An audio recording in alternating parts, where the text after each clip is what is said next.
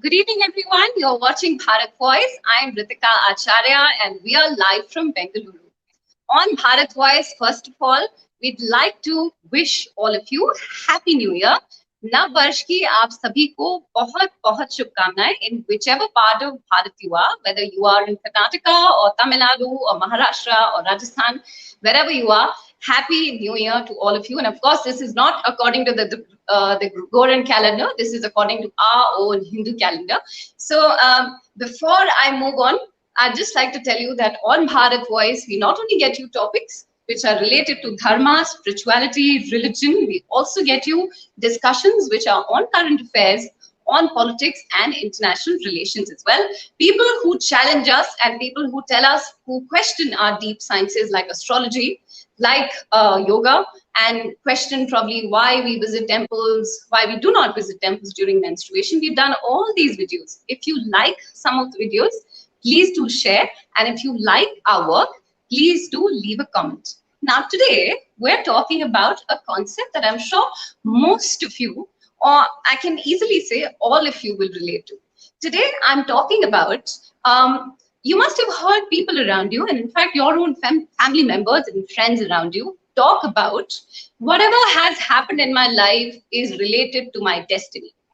Now, we are exploring the concept of what role does free will, Swecha, has to play in shaping that destiny of yours. And only Hindu Dharma, our Sanatana Dharma, and Hindu philosophy can explain that.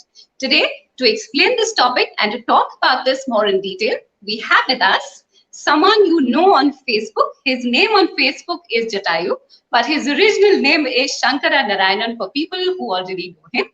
He is an expert in this topic. He's been writing on Hindu philosophy, writing on Hindutva, on cultural themes, on literature for the last so many years since 2005. And of course, he's a scholar in Tamil literature as well. Jataayu ji, welcome to Bharat Voice.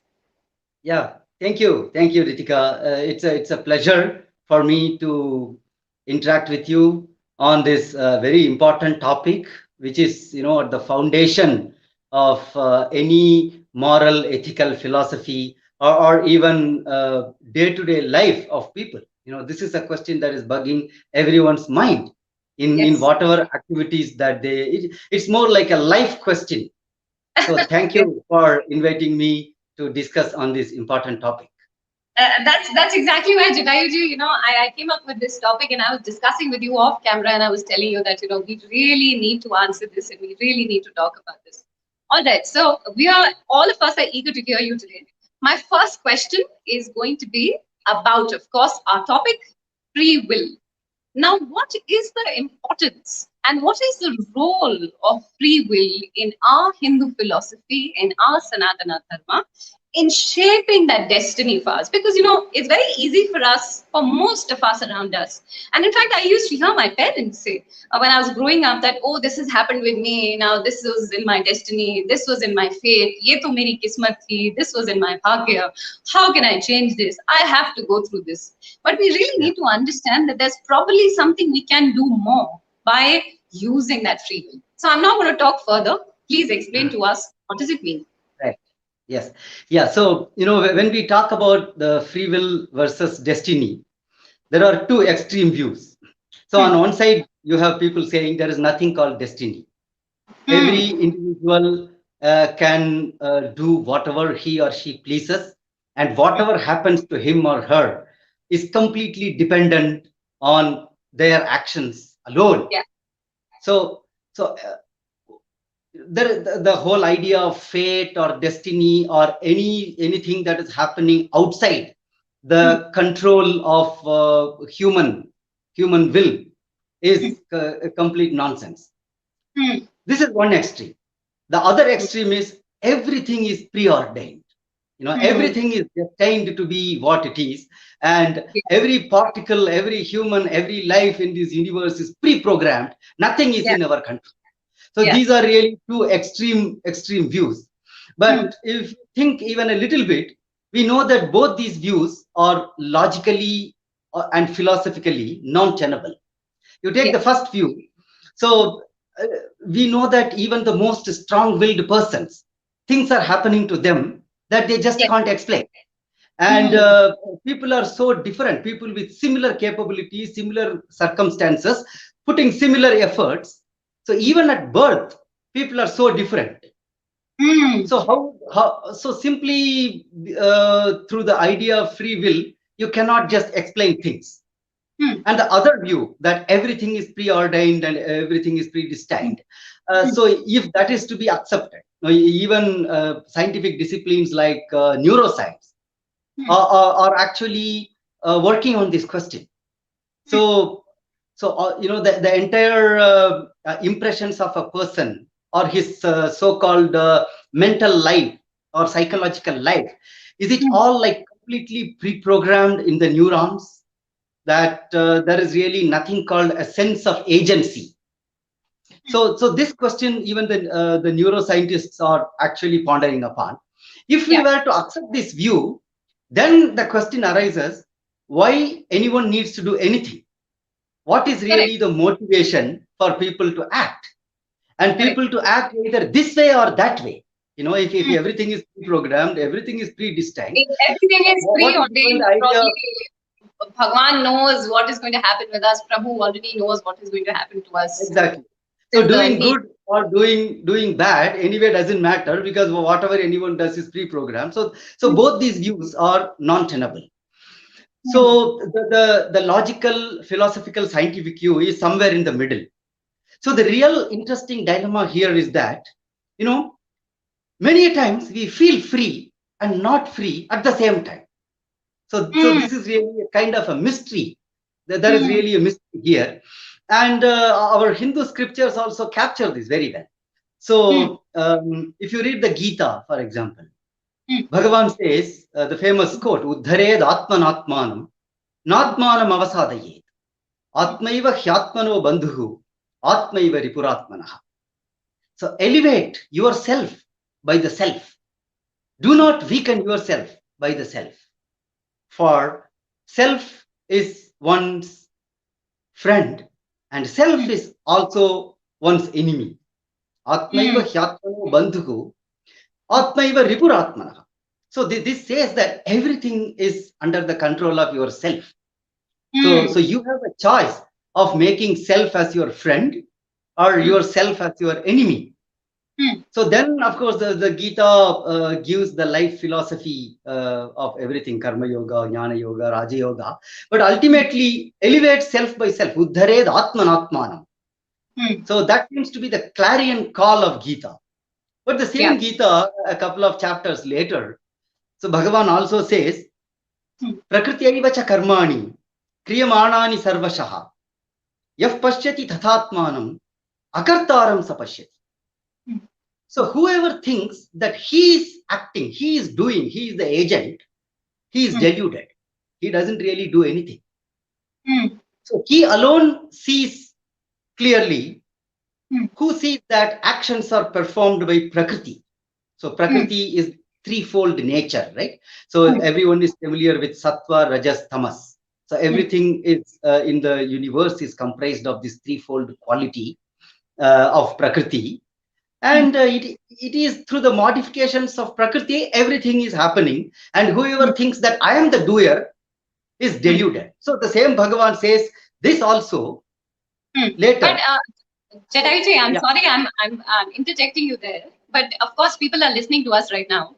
Of course, this can be confusing, right? Because of course, you're saying that on one hand, Bhagavan is saying that Bhagavan Krishna is saying that you can use yourself to elevate yourself, or you can use it as your enemy. And at the same time, he's also saying that everything is happening because the Prakriti is doing it. Then this is confusing. Yeah. This is really confusing. So if we posit it against, the famous concept of fourfold human goals outlined in Hindu Dharma, right? Dharma, Artha, Kama, Moksha. So virtuous life is Dharma. Artha is earning wealth, earning all the things that are necessary for life. Kama is pleasure. And Moksha is, of course, liberating from everything. So these fourfold goals, they are called by the name Purushartha. So this word is also very familiar. So what does the word Purushartha mean? It actually means, so in Hindi they say, so Purusharth karo. I sakyam baithe. So it actually means human effort and human endeavor. And if you go very deeply, the word purushartha actually means purushasya artha, for the sake of purusha. And that Yeah. concept purusha again goes to Sankhya philosophy, which says that purusha is the conscious, sentient aspect of human personality. So there, from there, it again goes to what can be called a self-actualization. So to realize the true potential of self, you have these fourfold human goals of life: dharma, artha, kama, moksha. So if Yeah. everything is preordained and predestined, why does anyone need to even do purushartha? That question Yeah. arises. So in my view, I think that the Hindu dharma actually propels people to do purushartha, but it cautions that don't. So in your journey, don't just assume that everything will just go as you expect. But there is also something called niyati. Niyati is essentially what can be called as destiny. And I'll close this answer with a nice metaphor from Ramayana. So in the Yeah. Ramayana, when Rama is ordered to go for Vanavasa by Dasharatha and Kaikeyi, right? So Rama is ready. So even the smile on Rama's face doesn't change. He says, okay. So the previous day, his father said, you will be the king. The next day, Kaikeyi informs him you have to go to forest. Nothing changes. Even his facial expression, the same smile remains, and he is ready to go. And Sita also gets ready. And then Lakshmana, when he hears this, he just cannot accept it. Lakshmana gets very furious. He says, what is this? This old king has really gone insane. He is listening to his queen, and in the pretext of fulfilling his promise given at some time. So then he takes his bow and arrow, and his face is reddened, and then he tells Rama, I am going to wage a war. Even if the whole world oppose me, I am going to kill this king and queen and the whole thing. I will ensure that you remain the king. Rama tells him, very pacifies him. Lakshmana just doesn't listen. And then finally, Rama says, oh, Lakshmana, if a river goes dry, is it the fault of the river? No. So don't say that, because we have been ordered to go for Vanavasa. It is not the fault of Kaikeyi. It is not the fault of Dasharatha. Bharata, who is away in a kingdom, he is not even here. It is not his fault. It is the fault of the destiny. So in Tamil Kambaramayanam, he says, Vidhiyin Pizhai. So Vidhi means destiny. Why are you getting enraged? So there are things that will be beyond our control. And Lakshmana is pacified. And then they proceed. So later, see, this is very interesting. So here Rama talks with a lot of maturity. But when they are in the forest, right? And Ravana abducts Sita, we all know Ramayana.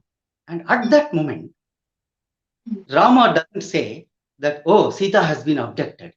It is all niyati, it is destiny. What can I do? What can we do? No, he doesn't do that. He actually rages with anger. He takes his bow and he says, whoever has abducted my wife, I'm ready to fight all the three worlds to bring her back. This is, and then of course, as we know that he establishes friendship with Sugriva, he builds the bridge, wages the great war, and brings back Sita. So the same Rama, we see these two facets of Rama in Ramayana. So to summarize, this whole idea of free will, destiny, it has to be seen in the perspective of karma theory or law of karma, which is again important thing in Hindu philosophy. Yeah, I'm going to. You made some very, very interesting points because the first question was very important to our discussion today. But that brings me to a sub question, Jatayuji. Because you're talking about niyati, you're talking about destiny. Of course, I won't be wrong in saying this. That so if I've understood it correctly, so you're saying that obviously niyati has a role to play, and there is something that you cannot deny in that. Niyati has a role to play. And your is it also got to do with, let's say, your prarabdha you probably have carried from your past life, or something that you're carrying with you, the desires with you or burdens with you, and therefore you have to go through it, and then therefore Yes. whatever steps you take in this life, that becomes your free will. Have I understood it correctly? Yeah. So yeah, see, here is where the karma theory comes. Hmm. So the karma theory, in very simplest terms, is the Hmm. theory of cause and effect, right? Yeah. Cause and effect. So every effect has a cause, and every cause results in an effect. Hmm. So this is this. So if we understand it correctly, this points to what can be called as determinism. So Hmm. determinism is the right word. Many people think that karma theory is fatalism, means that Hmm. whatever happens is happening. We cannot do anything about it. But Yeah. the Yeah. appropriate word to describe is actually determinism. Hmm. So, to give a simple example, so you put a mango seed on earth, Hmm. right? So you pour some water, it grows into a small plant, it grows into a tree, and it at some so the expectation is that at some time it is going to bear you mango fruit. Hmm. But so many things are involved in that. So Hmm. the act of putting the seed is, there is some will. It could be a human will, some human planted that seed, or Hmm. through some conscious action or will, that seed got placed into the earth. But then there Hmm. are so many factors. The plant may just wither away, it may not grow at all, or it may grow, but it will be eaten by ants or something. It may not bear any fruit. Hmm. Even if it bears fruits, let's say the person who placed the seed may not be able to eat any of it. So there are so Hmm. many factors. So here is So, where the, uh, so, the the karma so theory Jataayu, comes into play. Mm. Jataayu ji, so obviously we are here talking about, and you're harping on the fact that you have to eventually do some karma, right? To be able to take decisions in your life, to shape Yes, that destiny. There has to be yes, some karma that will fall in place to absolutely. perform that Yeah. will. Hmm. Yes. So the karma is always there. See, we Yeah, can go ahead. work backwards. Yeah, we can actually go backwards and understand it. Yeah. So people can be in either of two states in life, right? Hmm. So you are Hmm. very happy. Hmm. You are happy, and you have pleasant things and pleasures happening, or you are Hmm. sad, or you have Hmm. griefs and problems happening. So sukha. So whenever we experience sukha, it's an effect. So what could be Hmm. the cause of that? So I must Hmm. have done something to experience that Yeah. sukha. So Yes. as per karma theory, it is a punya, an act of virtue that gives Hmm. you sukha. So Yeah, how does that's how does important. punya Yeah. accrue? So if you do dharma, so dharma is Hmm. a very big category of all virtual things. So Hmm. if you do dharma, so dharma gives way to punya, and this punya gives you sukha. So the Hmm. same thing can be applied to the opposite condition. So I Hmm. feel grief, feel sorrow. So I have dukkha. So Hmm. which means that effect of dukkha is caused by papa, which is sin. Hmm. So the sin, the English word doesn't capture papa fully, because the Of course. Christian notion of sin has got into it and confused the Of course. people. But the Hmm. Hindu idea of papa is very simple. It is non-virtue. Anything that is Yes. non-virtue is papa. And Hmm. obviously, the adharmic acts, whatever is Hmm. opposed to dharma. So Hmm. that is what. So it is dharma, punya, sukha is Hmm. one linear arrow, and Hmm. Hmm. adharma, papa, dukkha is another arrow. So Hmm. these Hmm. things keeps happening in everyone's life. So we can keep correlating. So that punya or dharma could be in this birth, or it could be in the previous birth, and that is Hmm. where the idea of rebirth also comes into picture. So dharma Rebirth. is essentially law of causality. So the Hmm. law of Hmm. causality in Hindu dharma, Hmm. not just in Hindu dharma, in all Indic religions, right? Yeah. So Yeah. Buddha and Jaina and Sikh dharma also, this Hmm. law of causality is extended not just to Hmm. one lifetime, but Hmm. to multiple births. Yeah. So that one cannot exhaust karma in this life. So people Hmm. are being born, they are dying again and again and again, and Hmm. this karmic rebalance keeps Hmm. continuing. It is exhausted. Hmm. So Hmm. the two more terms are very important in this whole process. I Hmm. told about dharma, punya, sukha, and adharma, papa, and dukkha. The Hmm. other two important words are vasana and samskara. Hmm. So Hmm. whatever work you do, or whatever thought, or whatever speech any person speaks, Hmm. everything results in what can be called as mental impression, right? So that is what is called samskara. Hmm. Sorry, this Hmm. samskara is more like seed, so it can manifest at any time. Hmm. So Hmm. Hmm. vasana is something that gives birth to samskara. But Hmm. vasana is there deep inside the subconscious mind. So vasana is like unmanifested samskara, you can say. So a Hmm. Hmm. person will have lot of bad vasanas, you know. Hmm. So people are actually at times they are startled.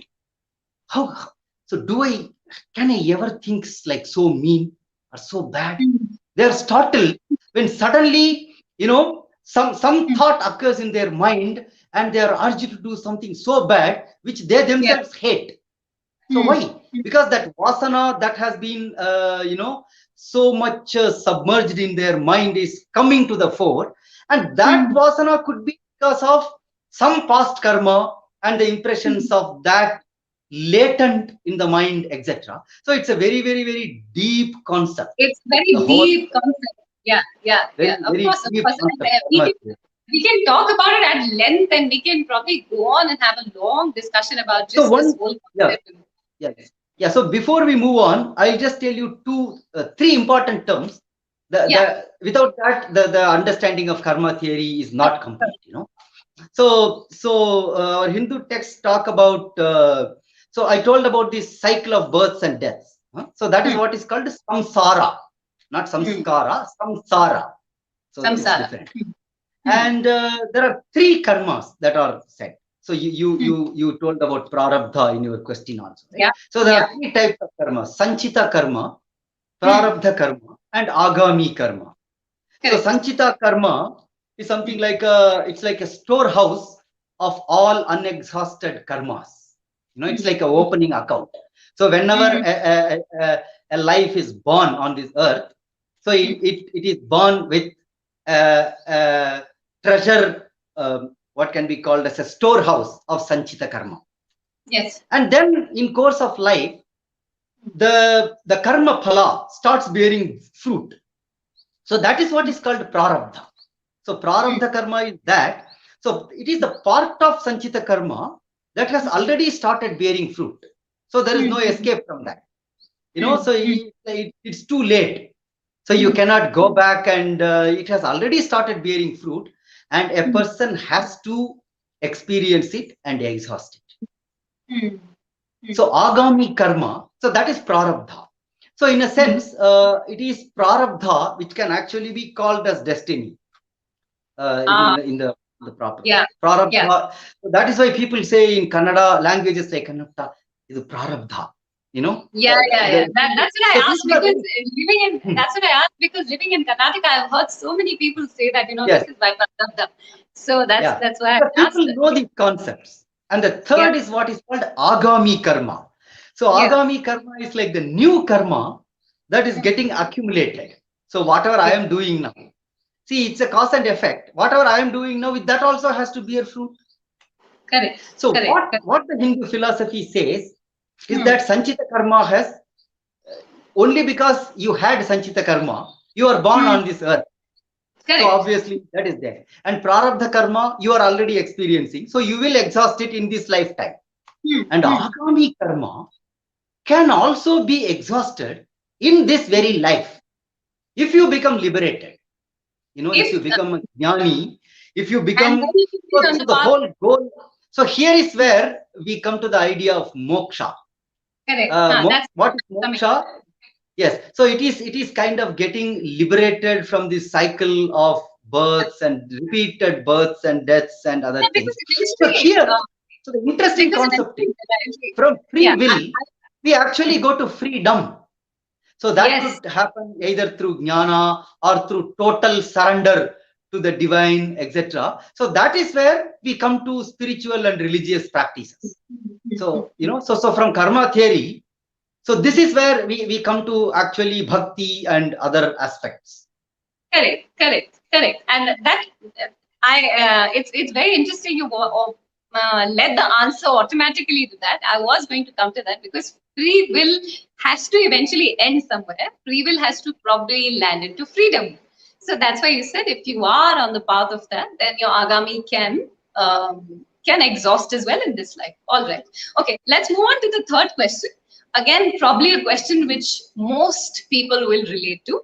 And that question is, like I said, many people have heard this in their family and their own family members and friends and people around you talk about this. The concept of surrender.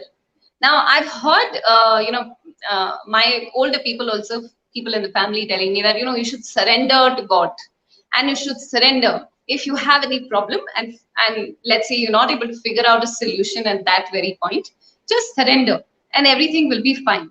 Now, this surrender can be a little bit of a problematic term sometimes, I feel, because we need to define what this surrender means. Is this surrender hopelessness? Is this helplessness? Or is this more a concept of which we have probably have forgotten was samarpan to Prabhu, samarpan to God. What is that surrender and what does it really mean? Yeah. So this is actually a very good question. It's a very pertinent and wonderful question and very relevant, in the concept of, see, when we discuss only about free will and destiny, that is discussing the problem. So what is the solution? So we need to also discuss solutions. So so basically the whole idea of surrender or sharanagati or bhakti, uh, it is anchored in a concept called divine grace, anugraha, right? So there's the grace of God or the Ishvara anugraha or divine grace. So here again we come into these two apparently conflicting concepts: free will versus divine grace. Free will versus divine grace. So Sri Ramakrishna, so typical of him. So he explained this concept very beautifully. All Sri Ramakrishna's teachings are very simple but very profound. So he gives the example of a cow tied to a pole by a rope. It's a very common scene. Whoever has lived in villages at all, we have seen this scene. A cow tied to a rope. So the cowherd will come. He will tie cow to a pole. Pole means a small stick put on the earth through a rope. So the cow actually forms a circle. So it can graze to whatever extent that rope it takes it. Right? So it will make a full circle. It will lengthen the rope as much as possible. It will graze all the grass in that whole circumference formed by that rope. And then after a while, okay, so, if it feels hungry. So if it doesn't feel hungry, it will come, it will take rest for a while. Then it will go, but it cannot go beyond that rope which the cowherd has tied. So after some time, the cowherd will come and see, oh, okay. So there is no grass left here. So he will take the cow and put it in another pole. So maybe he will use a longer rope this time. That so the cow feels hunger often and it's more, and then it will graze the whole thing. So Sri Ramakrishna says the cowherd is Ishvara. So that whole grass that the cow is grazing is actually karmas, and the rope is free will. So the rope is also provided by Ishvara. So the rope is actually free will. So this way, there is no really a conflict between the free will and the divine grace. So this is very important. See, when we say divine grace, so all religions have this concept. So in Hindu Dharma, we say, Jo Ram Kare Soi. So even ordinary people. Ishvarecha Gariyasi. In Sanskrit also, we say. Even the illiterate people also say that. The profound bhaktas say this, Ishvarecha Gariyasi. It is the will of Ishvara that is supreme. In Christianity, they say, thy will be done. So that is the Christian difference. So in Islam, they say, inshallah, God willing. Does it all mean the same thing? So do all religions, when they say the will, the divine grace or the will of God, they all mean the same thing? Actually, it is not. Why? Yes. Because the very concept of Ishvara or God in Hindu Dharma is so different from the Abrahamic religions. So when the Abrahamic religions say that their God, whether it is Yahweh or Jehovah or Allah or whoever it is an extra cosmic God. So God is someone who is like the controller. He is like a big daddy sitting somewhere beyond the seven clouds, rewarding and punishing people based on whether they believe him or do not believe him, etc. So he is a vengeful God and he is a rewarding God. He is a outside personality. But in Hindu Dharma, the very idea of God in Hindu Dharma is not that. Ishvara or Bhagavan is your own Antaratma. So, so if you remember in the first, at the start, we talked about self, right? Uddhared Atmanatma. Yeah. So God is nothing but your own higher self. Yeah. It's your own higher self. So it is not something which is outside.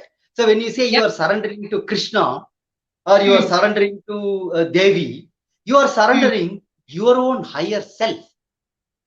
So the idea of Sharanagati in Hindu Dharma is not becoming a slave. So people say, Ramadasa, Krishna Dasa, I am the Das of you. So that is more like a bhavana. So because it helps oneself to strengthen their belief. Because viewing the God as the master and yourself as his servant strengthens your bhakti. But that is not the only mode of worship. See, people can see God as their father, their mother, or in any manner. But the key idea is that in Hindu Dharma, you surrender to your higher self, and you don't surrender to your own higher self, and you don't surrender to any other external agency. So this makes a key difference. And before completing this, I'll tell you. So if someone, so people have all this confusion. I have so much ambitions. I want to earn money. I want to be well. I want to be wealthy. I want to achieve this. I want to achieve that. Is it should I be more spiritual, right? Should I control all these desires, etc.? So this is again related to the free will question itself. So in Hindu Dharma, actually there is no conflict. See, if you have such a strong urge, that itself is a prompt from your own self. So if there is a sports person who feels a burning ambition to become a champion, so the famous stuti of Devi is Ya Devi Sarvabhuteshu Shakti Rupena Samsthita. The Devi who abides in every being as power. So when someone aspires for power, it is that Shakti. It is that Shakti within yourself that actually urges you and prompts you to go for power, to go for beauty, to go for pleasure, to go for wealth. It is just that you have to follow dharma and you have to spiritualize all your actions. So that's what surrender means. It doesn't mean becoming a slave of something. Yeah. So Jatayuji, that like you rightly said, it's not surrendering to any external agent. It's surrendering to your higher self. Of course, I'm going to coax you further to get that answer. It does not mean helplessness, because it does not mean you sit and worry over your problems, or you accept it as your fate only, or your prarabdha only, and you get up and do something, right? Yes, absolutely. Absolutely. Okay. Okay. It also So, means some more things. It also means selflessness. I think that is very important. See, people think that surrendering to God, the total surrender means the more it is not just obsessively getting attached to a particular, keep doing puja all the time, mm, or mm, keep doing japa all the time, etc. mm, I think that mm, the core of the bhakti sharanagati practices in Hindu Dharma is mm, anchored in three things. I think it's mm, most important because many people mistake this. So the mm, first thing is unselfishness. So mm, the more people keep on worrying about themselves, oh, mm, what will happen to me? This more worry about the destiny itself comes yeah, because people are always thinking about themselves. See, yeah, people who are unselfish, they actually don't have this problem. You will see yeah. that the people who maniacally consult astrologers are also Mm, people who are mostly selfish. Again, I am mm, not pointing fingers at anyone. Generally, you see unselfish people who always want to go out and help others, who are mm, into some social service, who are into mm, helping people. They are very less obsessed worrying about mm, destiny or what will happen to me.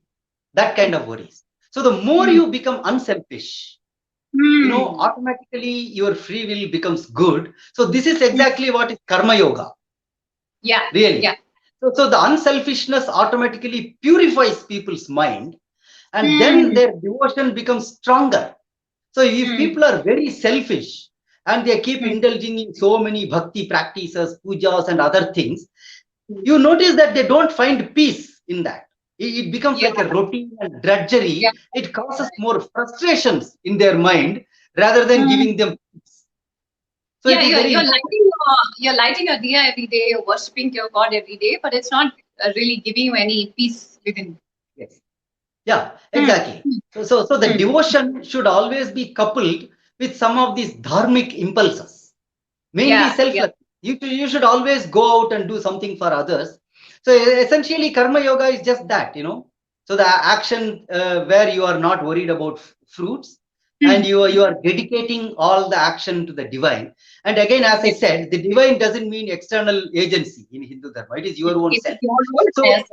yeah, so when you pay more attention to your higher self, you see that Mm, same self in every being.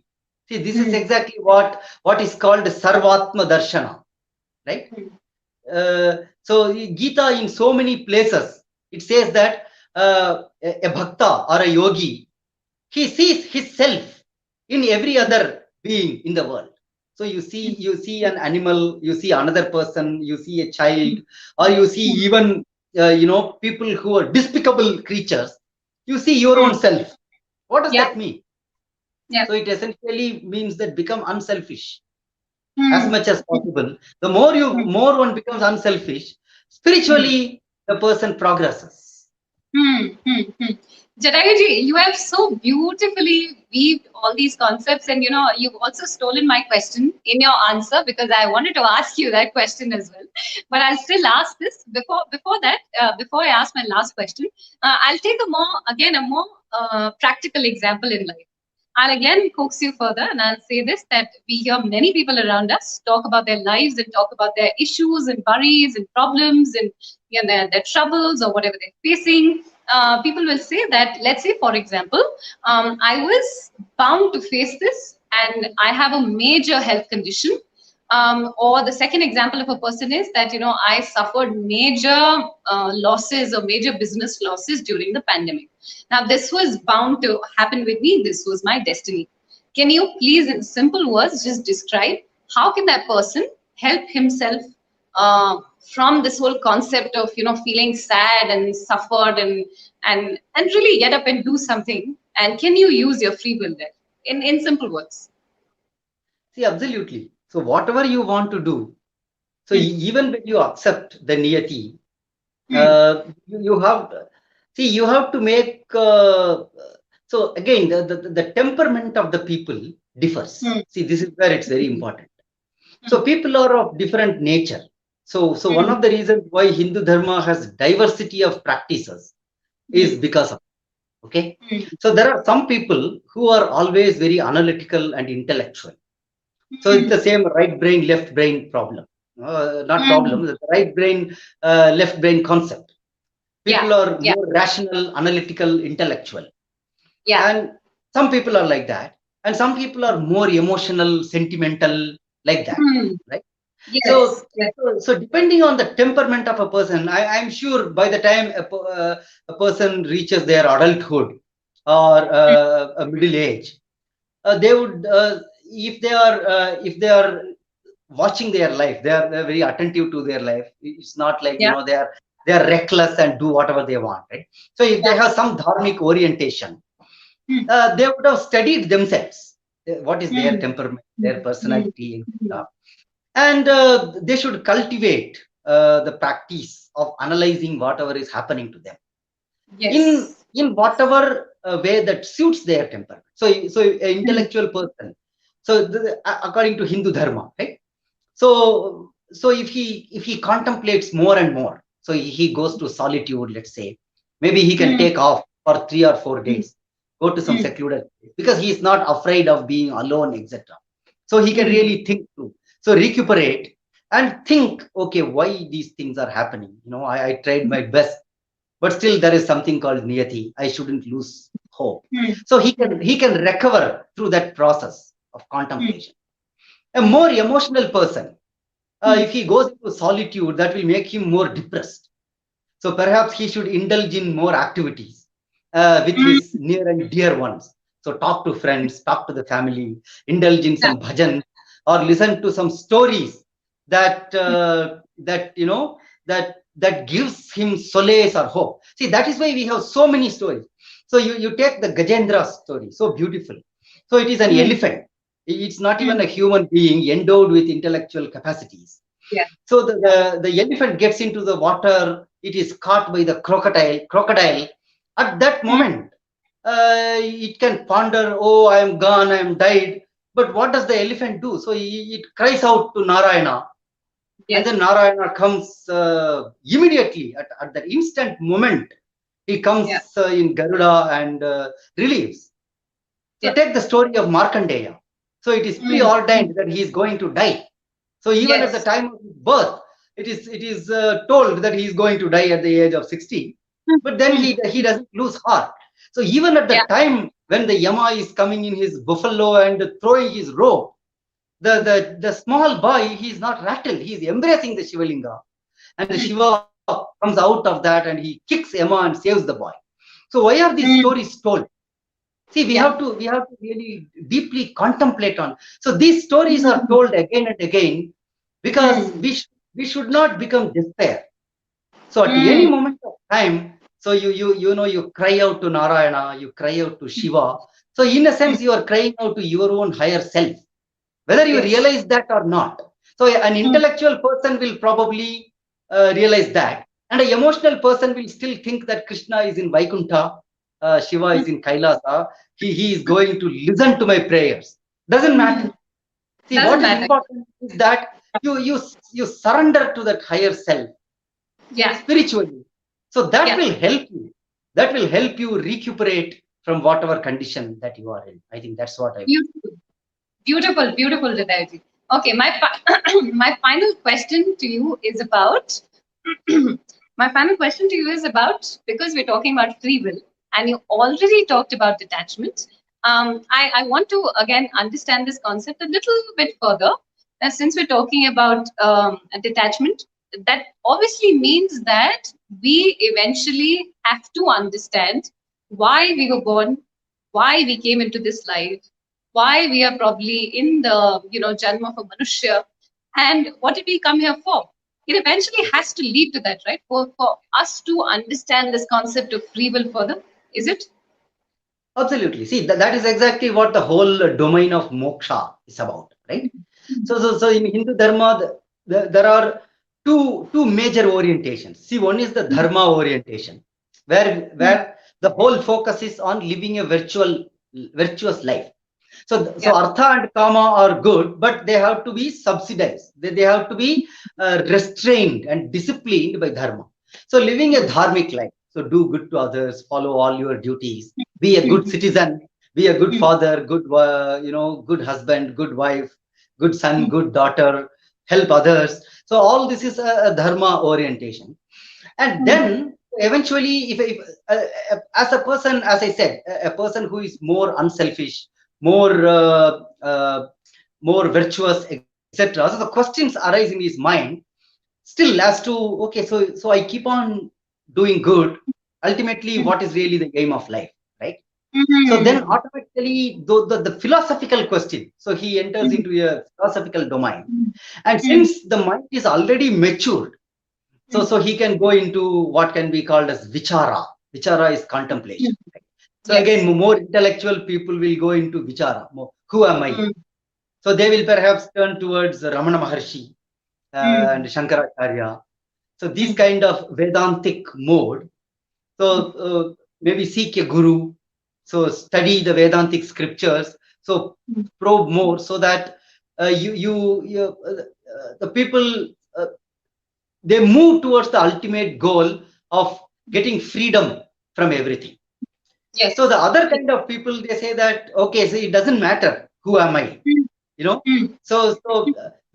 The free will for them is the will of the divine. So there, Mm-hmm. uh, so there is nothing called the who am I question just doesn't arise. I am a Krishna Dasa. I am an eternal devotee of Krishna or Shiva. Yes. That gives me pleasure. So follow the bhakti practices completely, and that itself makes them detached from everything. So this is, so ultimately, whatever practices people follow, that Yeah. eventually makes them liberated or Yeah. propels them towards detachment and eventually towards this moksha or freedom or liberty. In fact, Swami Vivekananda puts it beautifully. From freedom we come, in bondage we remain, to freedom we go. So this is going to be the cycle of every jiva and every life, in one birth or multiple births. Because the true nature of every jiva is Brahman, right? So Mm-hmm. every creature, every jiva is eternally pure, eternally blissful, Satchidananda. So that is the true nature of every soul. So from freedom we come, but in bondage we remain. So we are all in samsara. So we don't realize our own nature, but eventually to freedom we go. So this orientation towards this reality should be there. It should be cultivated, Yes. and I Yeah. think it Yeah. is there. So any dharmic practice any Hindu does, see, they may not be able to put so beautifully like Swami Vivekananda has done, but this idea, this orientation towards this reality is always there. Wonderful, wonderful. We don't really have time. We've already Yeah. exceeded our time limit, but there's one question that's come in. I'll take it, although we've already discussed it, Jatayuji. But there's one question that's come in from Balaji. And the question is, so is niyati a manifestation of karma? You can just give a precise answer. Uh, yes. Yeah. See, because if you don't accept niyati as a manifestation of karma, Hmm. right? You bring an any another external reality. So then what is Hmm. niyati, right? So you make either the nature or Ishvara as a very cruel personality who wants to unnecessarily torture you. Yeah, yeah, yeah, So yeah. whatever happens to you is ultimately, see, because when you say every effect has a cause and every cause results in so whether you call, yeah, so niyati is one way of comprehending it. When things Yeah. go beyond our control, you call it Hmm. niyati. That. Hmm. Hmm. Hmm. Hmm. Hmm. Okay, okay, great. Jatayuji, you answered all the questions beautifully, and I hope I did justice, little bit of justice, by bringing in this topic and getting you on board. And I hope I asked the questions well, and people enjoyed this because a lot of Oh, people were joining us. So thank you so much for joining with yeah, us thank today. you. And I was, I constantly had a smile on my face while you were explaining all these beautiful terms because so many things have come out today. Selflessness. We have to surrender not to any external body. We have to surrender to our higher self, and so many beautiful concepts that you've talked about. Thank you so much again for joining with us on Bharat Voice, and thank you so much to all the people who've been watching us. If you like our video, if you like the work of Bharat Voice, the different topics that I keep getting for you every week, and getting you an expert on board. Please share it with your family. Thank you so much, Jataayu ji. Thank you.